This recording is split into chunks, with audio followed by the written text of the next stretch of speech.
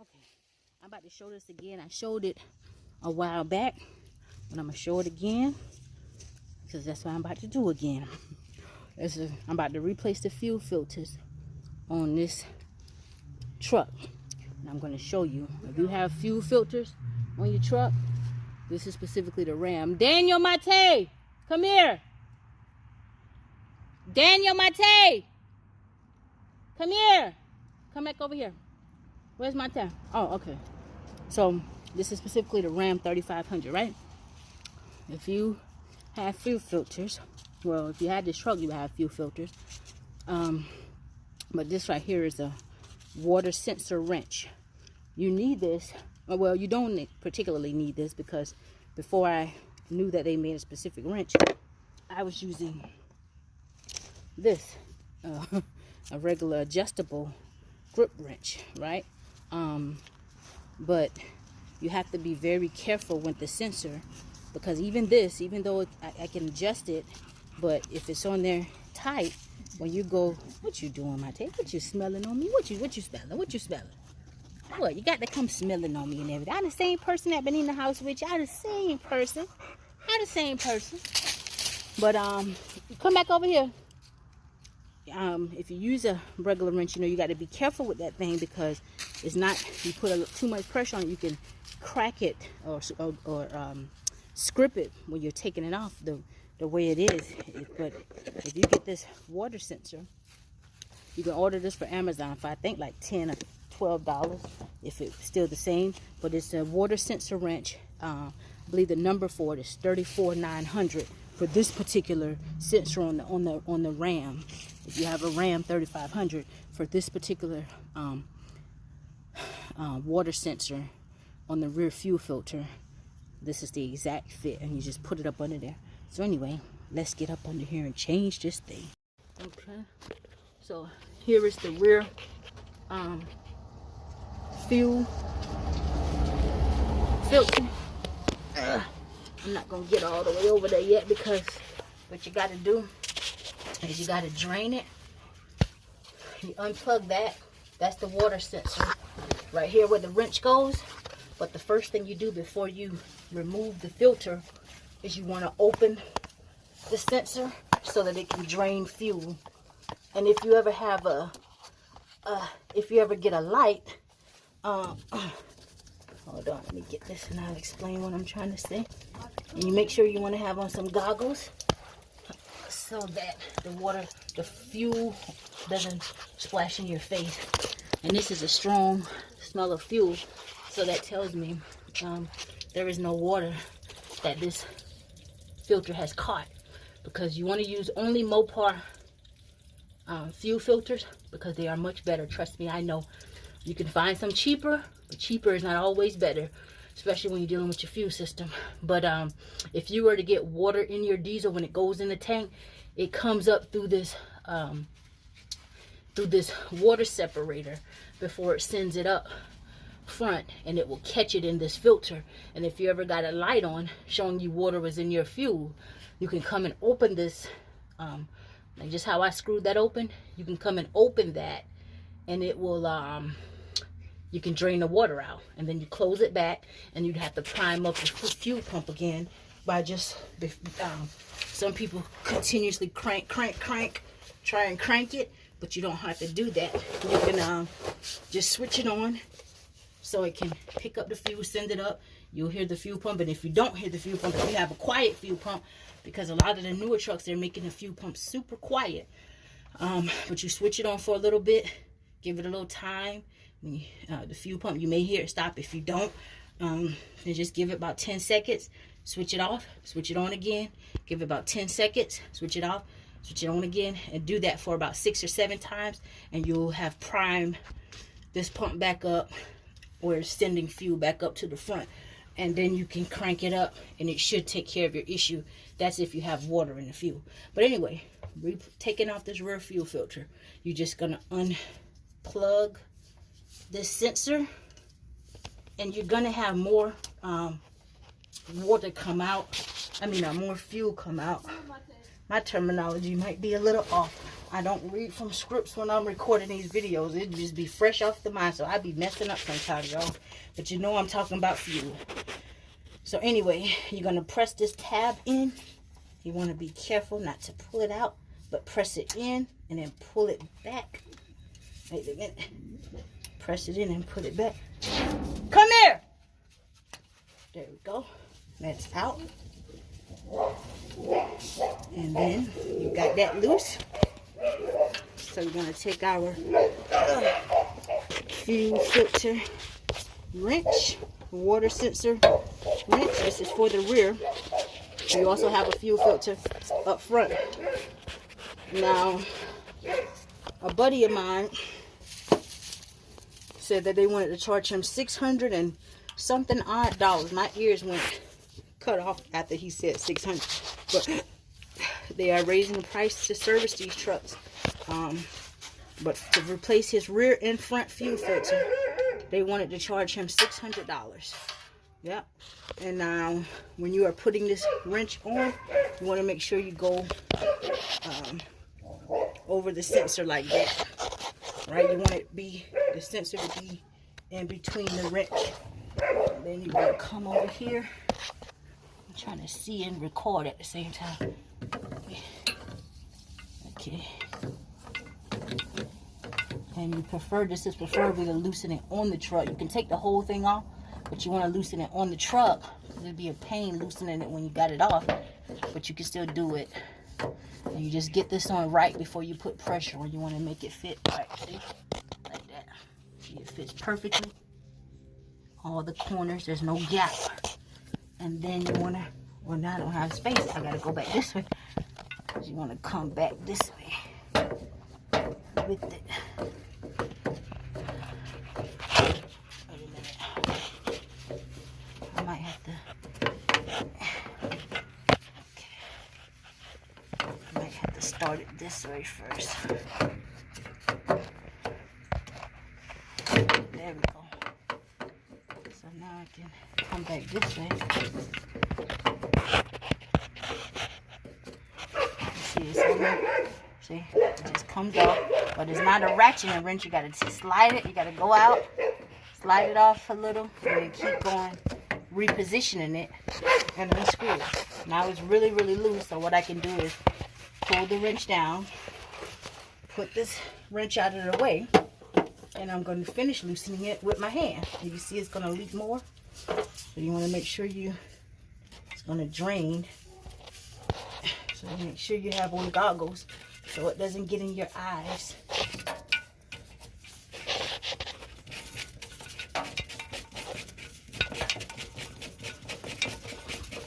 There you go.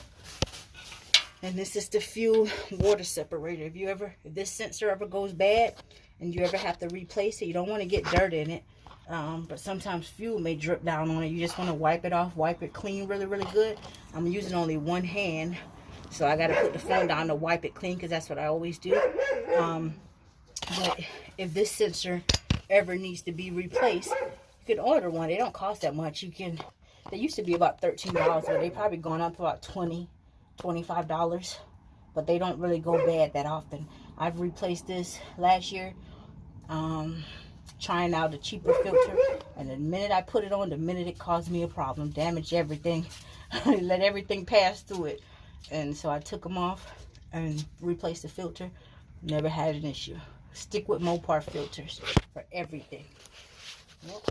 So now we're going to get another wrench, and I'm going to take that whole filter off. But let me put this down for a second so that I can wipe the fuel off of the sensor. Okay, now I want to show you something. Okay, now I've got the sensor. I've wiped it all off. Make sure no dirt or anything got in it. You want to make sure no dirt or anything gets in the sensor. So you have to be, this thing that we opened up here, we have to close that back, right? But I'm going to let it stay open so when we get it on the truck, just so if you're following along the video, you won't forget. So I'm going to let it stay open. Let me see. It's open. Now it's open. Let it stay open. And then we're going to get it on the truck. How do you know it's open? Because this piece on the inside of the sensor is not all the way flat. down. When it goes down, when you screw it and this piece touches the bottom of this inside, then it's closed. Now it's still open because we opened it and we let it drain. Remember, we opened this and the fuel drained. So you need a wrench like this to get the fuel filter off and to tighten it up when you get it on. This is a filter wrench. And you need a pick. You need this pick so that on the side of this, you see this gasket, which you can probably reuse this same gasket, but a new one comes with the filter anyway. So I always take the pick and take this filter off. Take this gasket off of the sensor like that. Boom. And I throw it in the box. And then when I open the new filter, which is here, I'm going to put the new sensor on. Wait a minute. I don't see the sensor. Oh, how crazy is that? Look in here. The sensor is inside there. They have the sensor inside the filter. It normally comes in a little, they're normally like sitting somewhere outside, but now you know. I'm trying to do this. Hold this like this. Because I only have 2 hands and I'm trying to show my people what I know. So you won't be paying $600. I guess they try to save down on cost because they normally have this gasket right here too. This is, move back all out the way now. Move out my face now before y'all make me drop this. This gasket right here, it usually come, they normally already have this in. But sometimes when they used to sell it years ago, they would have it separate and you just place it in. But it's already in this gasket to give it a good seal. Now we're going to take this gasket outside of here, which is here. This is the sensor gasket. So I'm going to put, you don't want to get any dirt in your new fuel filter either. So keep it clean. I'm going to put the new gasket on the water sensor, just like that. There you go. And we're going to sit our little pick to the side because we're going to need this for the front fuel filter for the engine. So now we're going to take this while we've got it off of the truck. We're going to go ahead. So when we put it back on the truck, when we take the old filter like this off of the truck, we won't need to go and screw this sensor in. We're going to go ahead and screw this sensor on now and make sure we got it tightened up. I'm going to put this here. I'm going to screw this inside of here.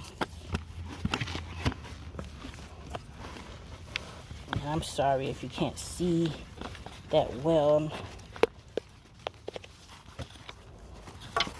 So I'm just screwing this in.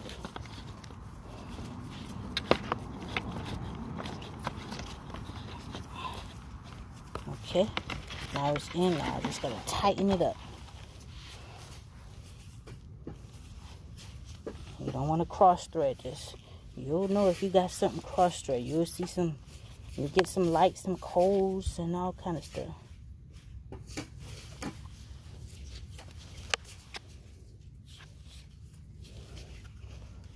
All right.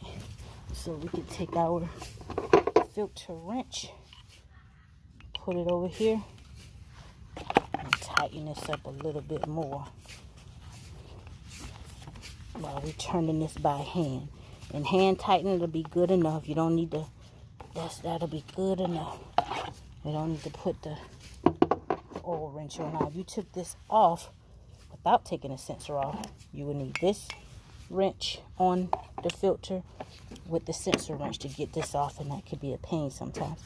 But anyway, now we've got our filter and water sensor set back up.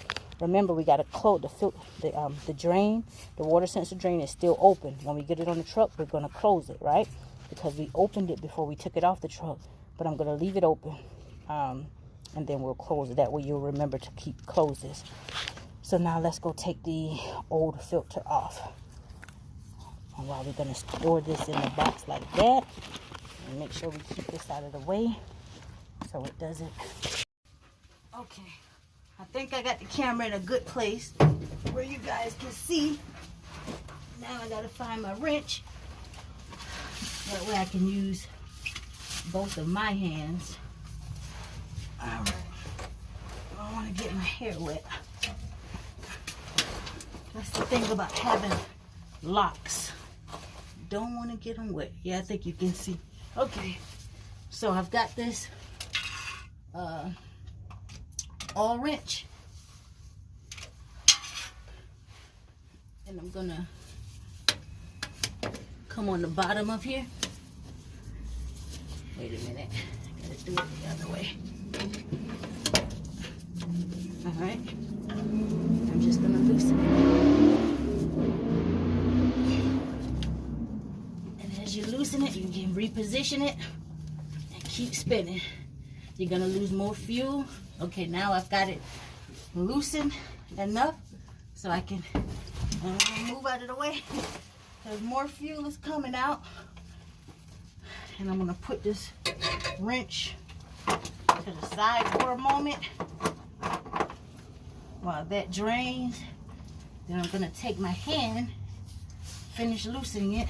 I'm gonna get a napkin because that fuel, it runs down. I'm just gonna plug this. I don't like how that, I'm gonna hurry up and loosen it. There we go. That way it doesn't drain on me too much. Oh, there we go. That's dropped out of the way. So I'm gonna take this and push it to the side as it continues to drain. And then let me get a napkin. In case you don't know by now, I like clean hands. So got the old filter off.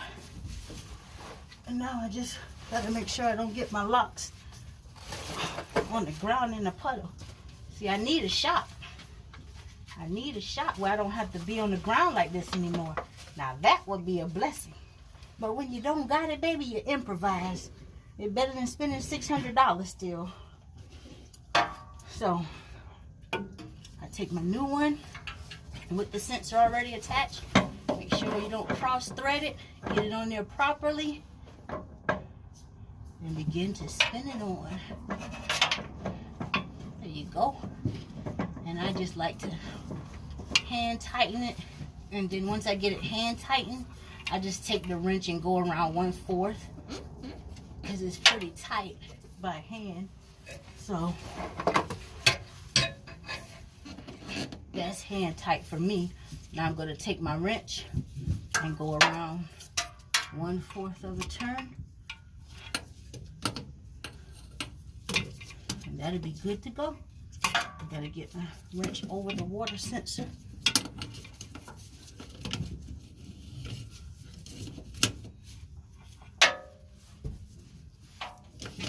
There we go.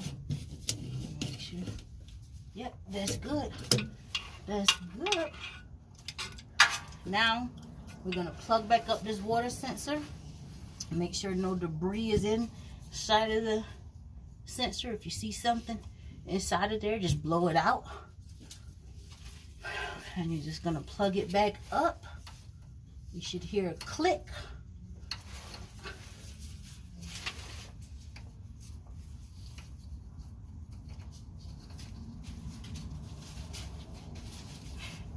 Sure you got it in there properly. There you go. You heard that click. And now what's the final thing? Close the sensor. Spin it by hand, tighten it, and that's it. And you have replaced the rear sensor. Now time to go to the front, baby. All right, now we're going on to the front fuel filter. Can you see that down there? That's the fuel filter. And if you notice, if you got the same truck, my fuel filter housing, the cap is tightened. I've replaced my plastic cap, which comes, the stock cap comes plastic. And this metal cap, you can order that just so you don't script it, because sometimes you get the script in that metal cap, and if you get that thing script to where you can't get it off of there, that will cause you a pay. So you can order a metal cap from Amazon, or you can start using the correct socket that fits it, so you don't have to worry about fitting. This is a size, a Duralast 28, and I'm going to be using. To take it off, you're going to need a swivel. So basically how I have this set up, I've got an extension, which you can go and get you a set of these extensions like this from Harbor Freight. I've got the extension. I've got a swivel adapter pressed into this socket here. And then I've got my extension. So that's how I set up to take off this front fuel filter housing. And what do? You get it behind your box here, your main plug here, behind your, here you go. You get it behind your computer where it's not adding any pressure or anything. See, now it can fit right between there, and it's not adding any pressure here on your computer. If you accidentally unplug this, you want to plug it back up, and you're not going to be able to use the truck until you plug it back up. This is the brains to your truck. So anyway, you've got the housing on, and now I've got a ratcheting. This is a torque wrench, but it's a ratcheting wrench. I can use it for that as well. And so I'm just gonna connect that here. And gotta make sure it's going in the right direction. Left loose. And normally I will put one hand on top of the wrench right here and then twist it just to hold it a little bit, but I got the camera in my hand, so yeah, I can't really get a good leverage. You want to hold it with two hands, one hand on the wrench and one hand right at the top of the wrench, just to make sure you're holding it and you're not, you're giving it a good leverage. So let me put the phone down just to break it free just a little bit. Okay, I broke it free and held it and screwed it off a bit, because you don't want to hold it with one hand and put all this pressure in this corner, because it's going to be putting pressure on your computer here. So now you see it's just spinning with one hand. I've gotten it loose enough to where now I can take the ratchet and the socket off. I can lift these up out of the way. Sit those to the side. And now I can reach down here.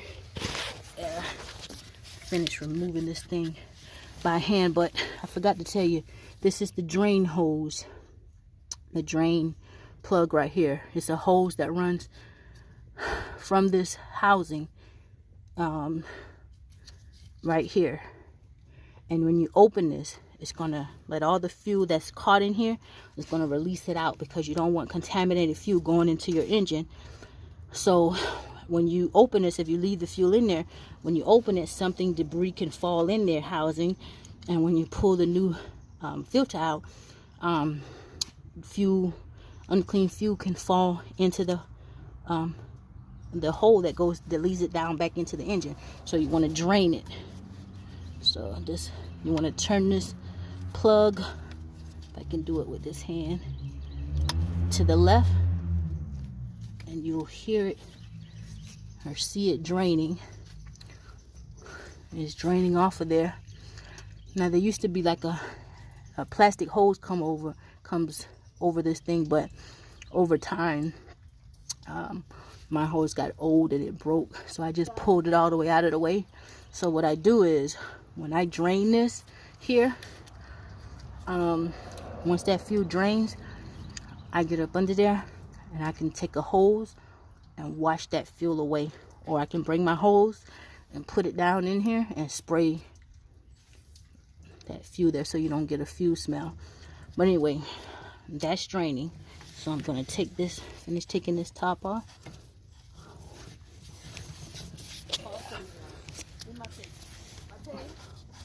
Mate.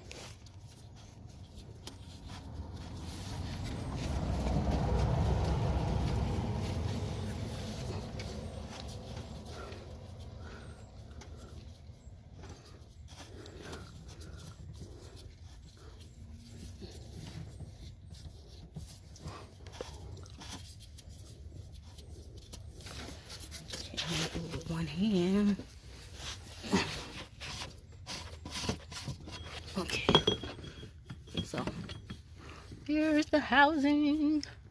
And you don't want to cross thread it when you put it back on either. You got to be real careful. Cross thread it and crack that housing. That'll be a pain. Then you have to loosen it and change this whole housing with a new one. And you don't want to do that, right? So be a little careful. That's all. Get your pick. Take this old gasket off. Oh, I dropped the gasket. There it is. Move that to the side. Get your new gasket. See your new filter. It comes with the new gasket. So I would take the old filter and everything out of the way first. Put this old gasket back in the box.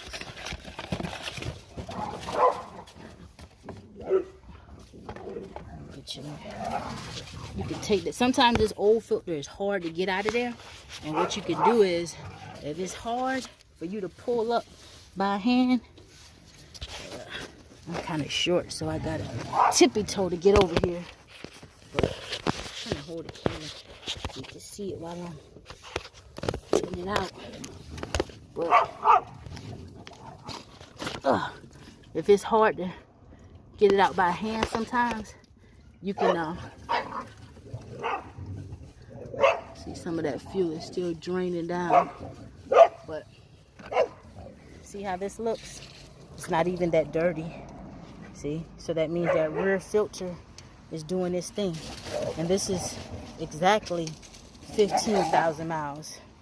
Every 15,000 miles, some people say, oh, I just changed the rear one. I mean, yeah, the rear one. I don't change the front one.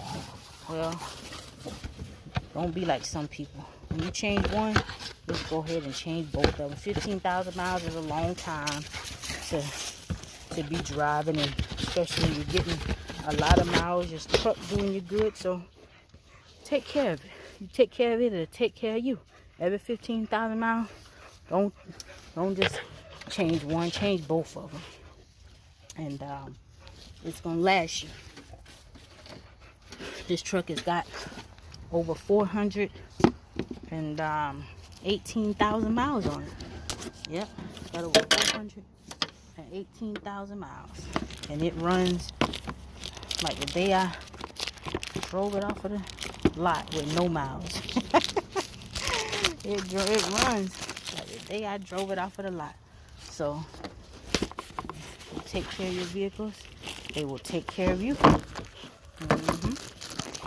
My car has got over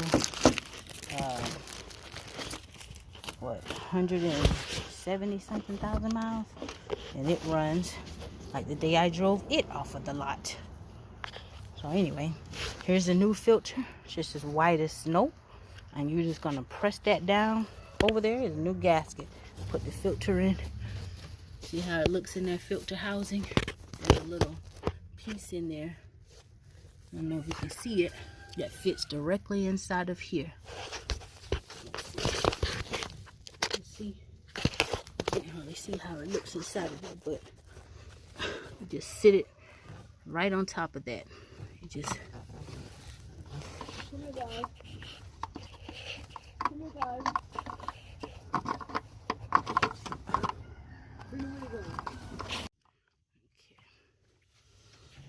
Push this in there.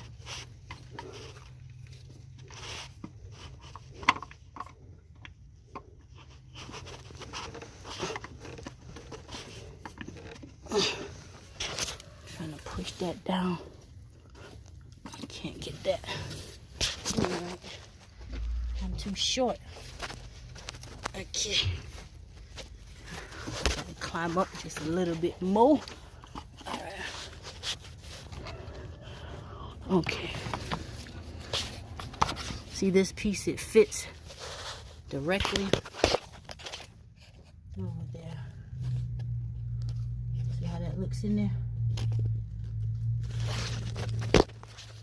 Okay, and it just snaps down in there. There we go. That's all. It just snaps down in there. And then you want to get the gasket on. Come here, my thing. Get the gasket on. around there. Oops.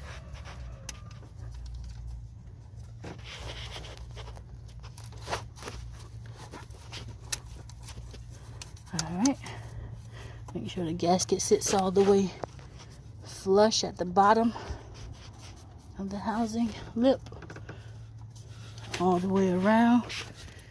And then go ahead and start your cap back on. Make sure you have this. You don't want to cross thread this baby. So you want to feel. Start screwing it by hand. And that's cross threaded, see? It's a metal cap and a plastic housing. If you start it by hand, you can feel that it's right. Nope, and that's still not right because it starts to get tight.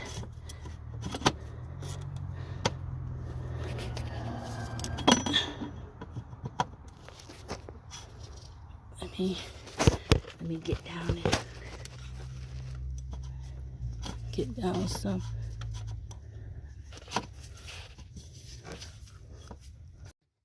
Make sure you got the cap on and you start tightening it by hand. And then you want to go ahead and get your wrench back on. And you go little by little.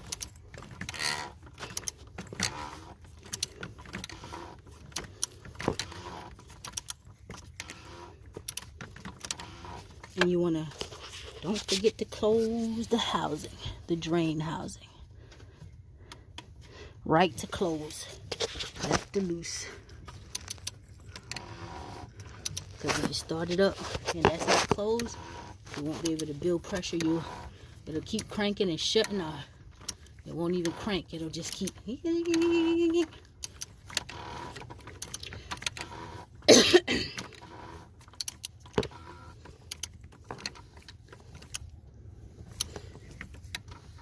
Okay, this is getting tight, so I want to feel on the back of it.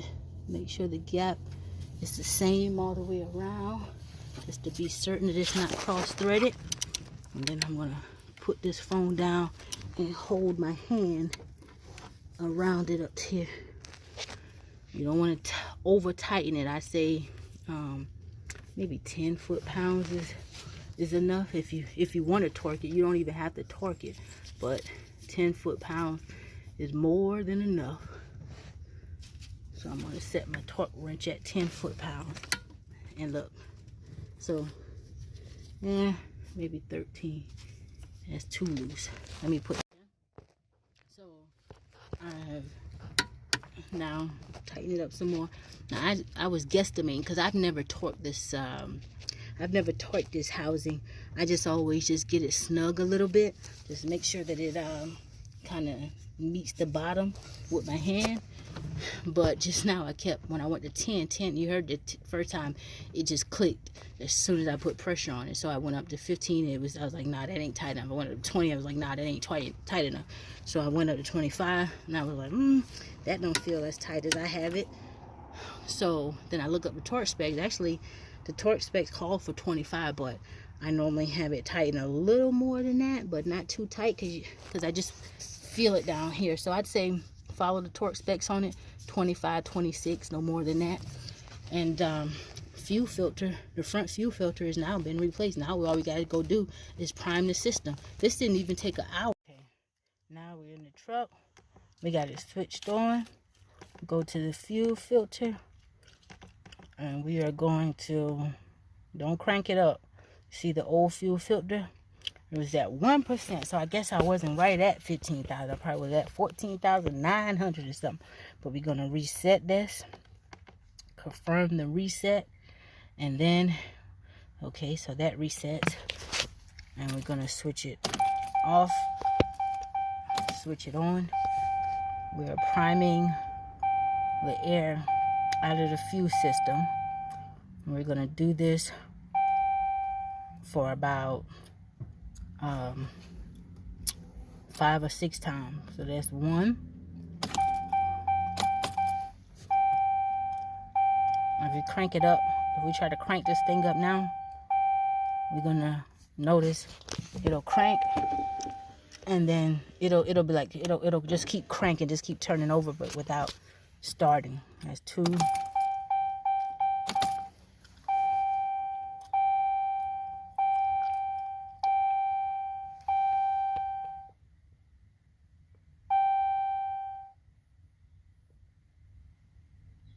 That's 3. I'm listening for the fuel pump, but it's so quiet I can barely hear it.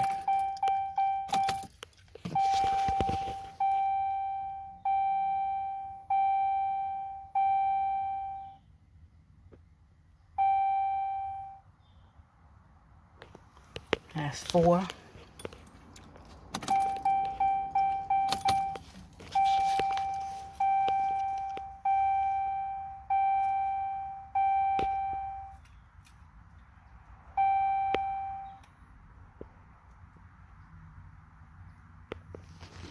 I can't hear that fuel pump. It's 5.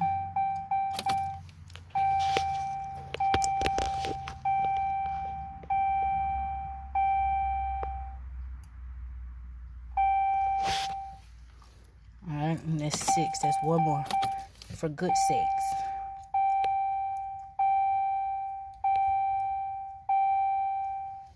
Alright, now we're gonna try to crank it. You see?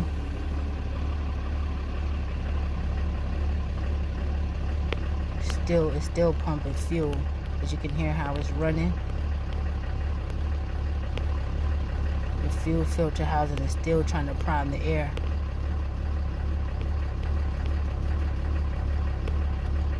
See? Now it's leveled out, so all the air is primed. So I'd say give it 8 times. We did it 6, but we gave it 1 for good graces, so technically we did it 7. So switch it on and off like that 8 times, because after we switched it on, you heard that zzz, zzz, zzz. It was still that front housing still wasn't all the way filled back up yet. Plus the filters have to fill themselves with fuel. So 8 times. Give it 8. Alright, now let's leave it running, and we're gonna go and make sure that we don't see anything leaking underneath the rear fuel filter. If we saw something leaking, it probably wouldn't have primed up really good, because there would have been a leak on the suction side or something like that, or the lines that run back and forth. So it wouldn't have primed at the 6 or 7 times that we just switched it on. So let's just go check. I doubt we have a leak, but still it's better to check, right? Just to make sure the fuel filters are all both screwed on. The front housing is tightened down properly, because sometimes you cannot get a cold light and you cannot get a problem with it cranking, but you can still see fuel seeping from the housing, because the cap is not tightened. Or on the rear you can see it seeping because you don't have it screwed up there all the way tight, which I doubt that's an issue. I've never had that issue, but at the same time we can go and check it.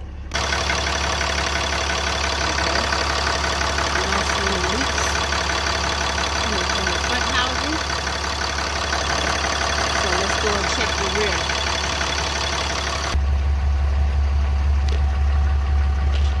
Neither do we see any leaks coming from the rear housing. So, fuel filters are changed, less than an hour.